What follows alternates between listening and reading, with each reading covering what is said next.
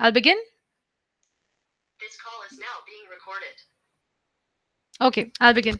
Hello, everyone. Greetings of the day. I'm Rishali Sheth. I'll start sharing my screen. Just hold on a second.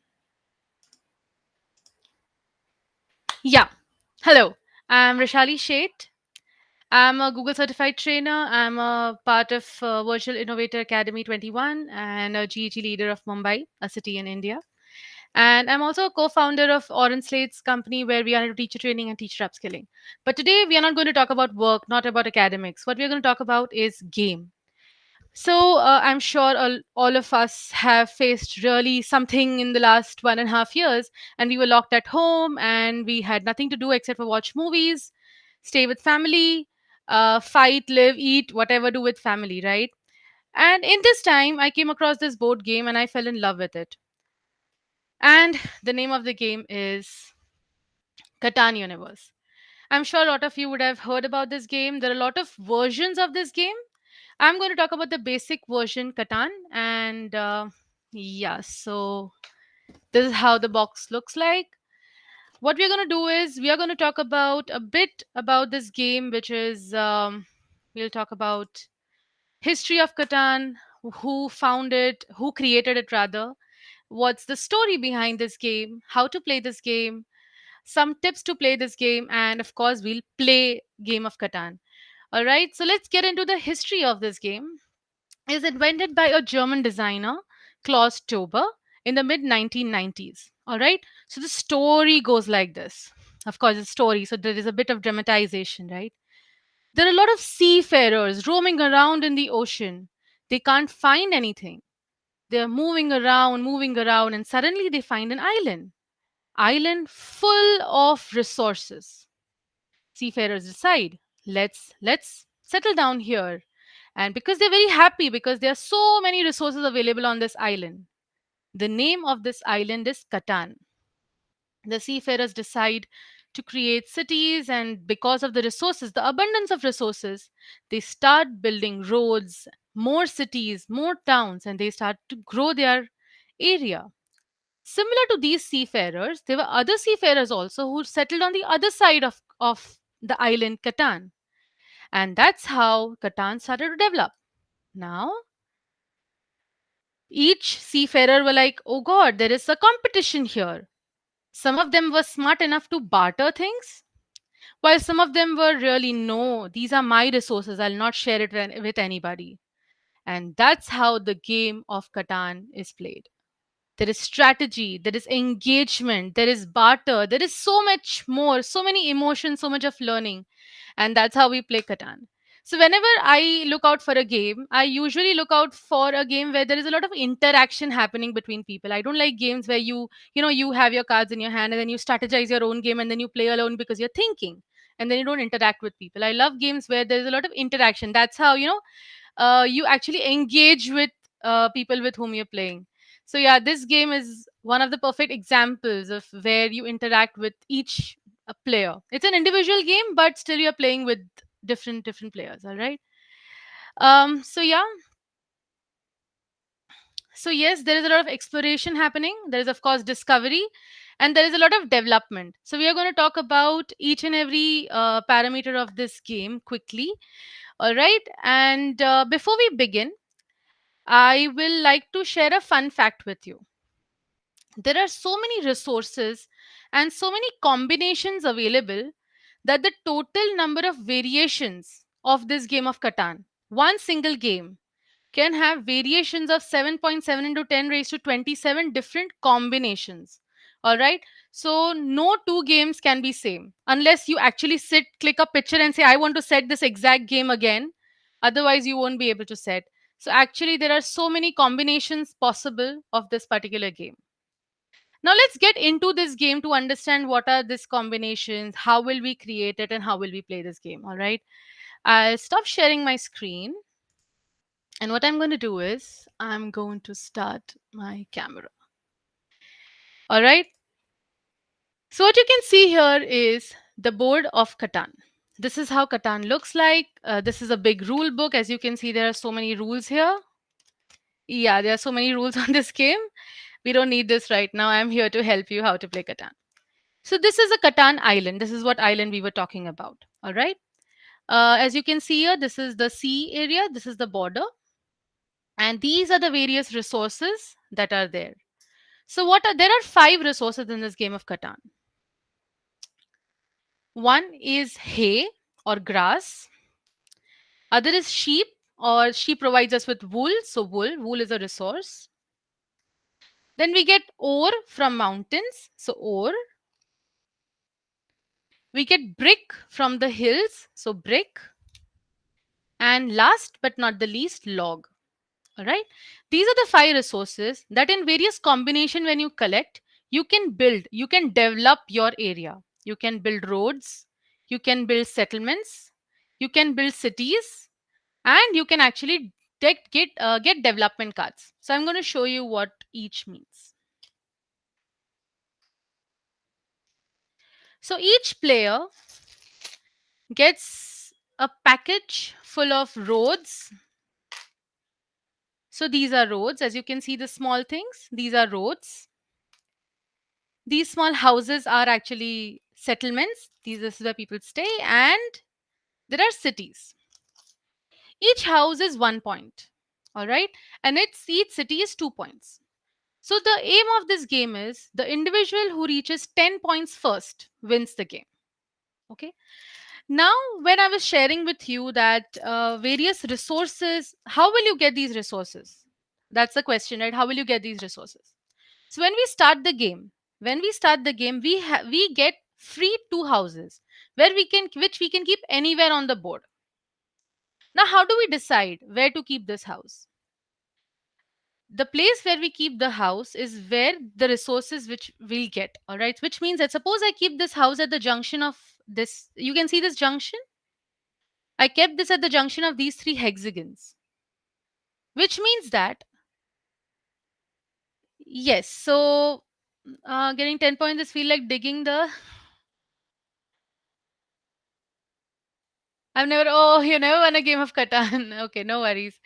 So yeah, when you keep here at the junction, now this number is 6. I think you cannot see the number. So this number is 6, this number is 11, and this number is 10. All right. So whenever I roll a dice and I get a 6, I get this resource. I get this card as a resource. All right. And similarly, whenever we start playing turns, other players also play their turns and then they get their resource. We start the game by building 1 resource and 1 house. Okay, similarly, other team players will play their houses. So suppose I say this orange color is a different teammate and they keep their house here. All right, and so on and so forth. So when we start the game, minimum you need is 3 players. I have a 4-player Catan. There are extensions available where you can 5 players and 6 players can also play. All right. Yeah, one more rule is that between every 2 houses, you need to make 2 roads. Otherwise, so when I say that, I mean, since I build a house here, I cannot build my another house here. We say, right, two arms distance. We have to stand 2 arms distance right now from people. Similarly, our house should be 2 roads away from each other. All right. And yeah, so we start with 2 houses and 2 roads. So I'll just build a road here. Okay, and similarly, other team players will also start with 2 houses and 2 roads, which means that we start with a game with 2 points because each house is 1 point. So when we start the game, it's 2 points. Now we start playing the game. All right. So when I roll the dice, and I get 7. Oh my God, I got the number 7. If I know you cannot see the boards and numbers clearly, it's a 2 dice game, right? So the minimum number that one can have is 2 and maximum number that anyone can have is 12. All right. So all these number that you can see here are 2, 3, 4, 5, 6, 8, 9, 10, 11, 12. 7 number is not there on this board. What they have done is 7 is the highest probability if we see the number from 2 to 12. So 7 number they have kept for something called as robber. So as you can see here, this is the robber. Okay. Whenever the number 7 comes, the player who gets 7, so right now I got 7, I can choose where I'll place this robber. Now the advantage of placing this is wherever I place this robber, the robber will rob the player whose house is there on that number. For example, I have this orange player house here and I keep this on this number. This is number 8. I keep this here. Now whenever 8 comes, robber has already robbed this, right? So that player will not get that resource. Okay, so that's wicked, right? I will place that robber in such a manner that my opponent doesn't get that resource. That resource might be very, very important for that particular player. You're on mute if you're asking me a question, Tom. You're asking me a question? Oh, I'm not. I'm sorry. I'm just kind of talking to myself. Sorry. All right, no worries. So so a robber when placed will rob not you, your opponent. And and one more thing. So when you keep a robber in any particular house, you get one more card of that particular opponent. So yes, robber is really, really very wicked. It robs with the resources of that particular area, plus it robs of one resource from the hands of the other player. All right, so far so good. Great. So now when we start rolling the dice and we start getting resources, so suppose I'm just for now I'm just taking random resources. Imagine I have so many resources in my hand. Okay, and now I have to start building, right? I have to develop, I have to get points, otherwise how will I win this game? So I see that, okay, fine, I have a combination of log and brick.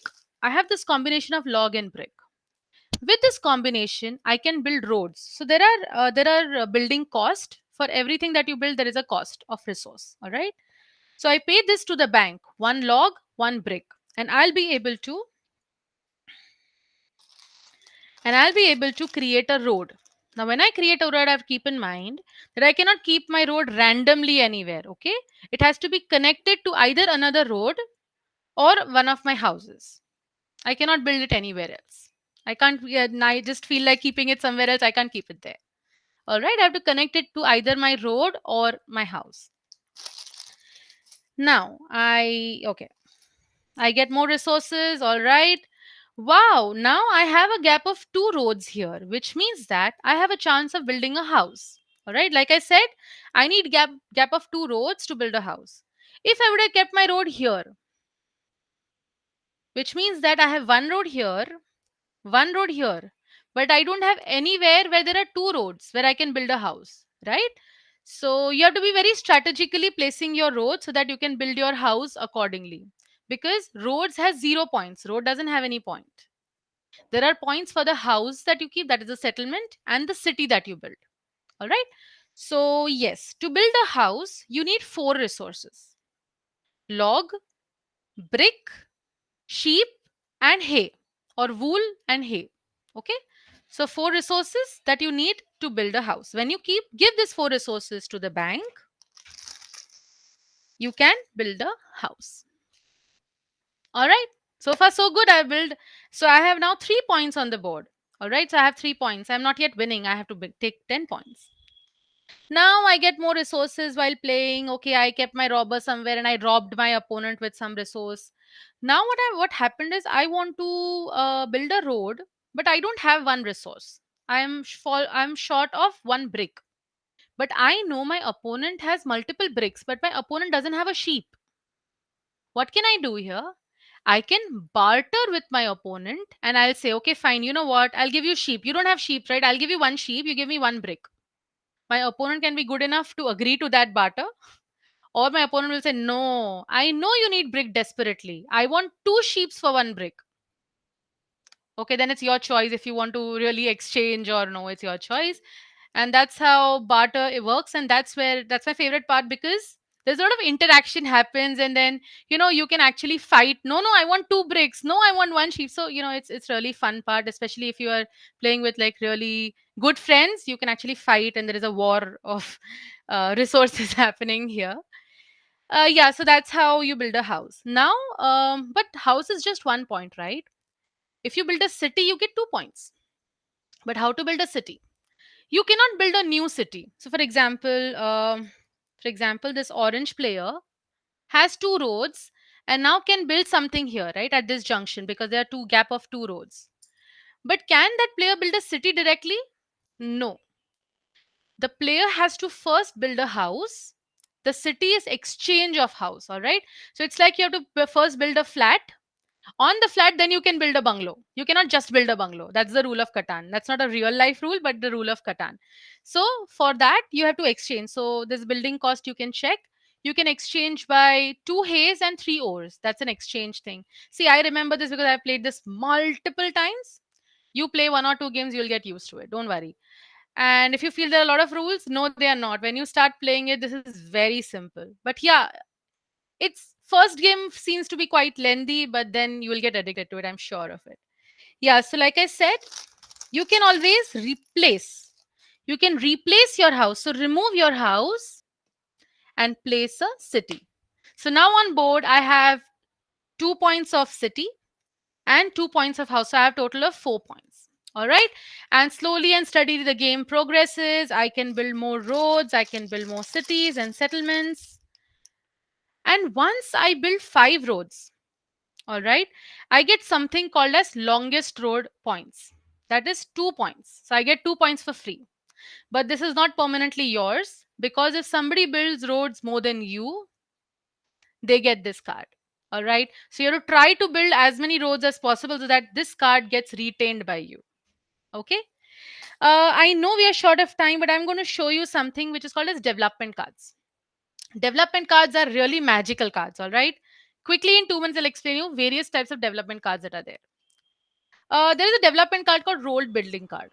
Road building cards are build 2 new roads, which means that if I get this card from the bank, I have to give 3 resources and I get this card, I'll be able to build 2 roads for free. I'm saving 2 bricks and 2 logs. Imagine, okay? With that, I can build 2 new roads, right? Then there is something called as Year of Plenty card, where bank has a lot of resources. So bank allows you to take 2 resources from the bank for free. My favorite card, a wicked card, that is Monopoly card.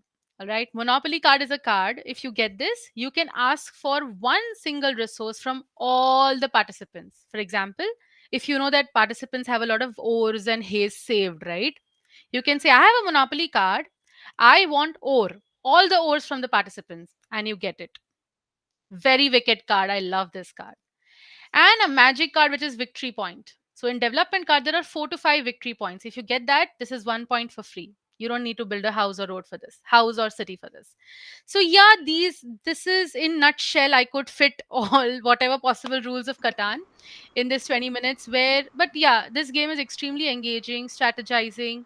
First few games you'll feel that it's a bit difficult, overwhelming, but once you start getting used to it, it's addictive. I'm addicted to it. My husband is addicted to it, and we actually play the whole night. We can play this game. Well, thank you. I've played years and years ago. We moved from the neighbor who had it, so at some point I think I got to get it back, because it's like I only play Ticket to Ride now. So Catan would be so much fun to hop back in. So this was a great refresher. Thank you. Thank you so much, Tom. Thank you so much, everyone, and I hope that this is going to help you. And please play a lot of board games. So online version of Catan is also available, but I would recommend you to play this board game, because that's the great feeling that you have with your friends. Yeah. With this, thank you so much. Please take care. Happy learning. Bye bye.